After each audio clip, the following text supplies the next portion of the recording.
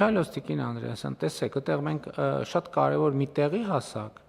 որտեղ մենք անընդհատ խնդրեմ ենք ունենում։ Մենք ասում ենք, դե օրինակ նայեք, օրինակ բանը, ինչ ասեմ, որ երկրներից մեր գործընկեր, օրինակ Լիտվայում կրթության վրա ծախսվում է հնայի այսինչ տոկոսը։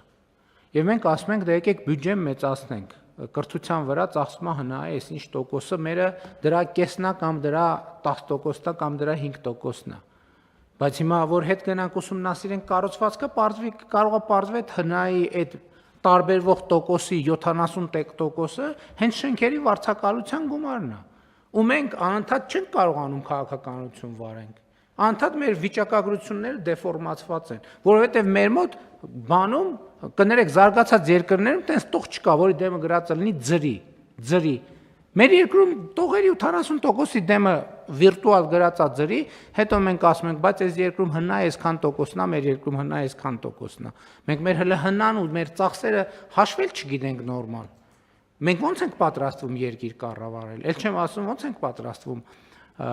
համակարգ կառավարել եւ ընդհանուր առմամբ կարծում եմ այդ տրամաբանության ամենամեծ սոցիալ հոգեբանական խնդիրներից մեկը այն է, որ մենք բան ենք անում, ամեն ինչ չենք տանում դեպի թվայնացում, բառից ոչ թե թվայնացման իմաստով, որ մենք ամեն ինչի թիվը պետք է հասկանանք, ամեն ինչը ծախս է, ամեն ինչի եւ սա իմ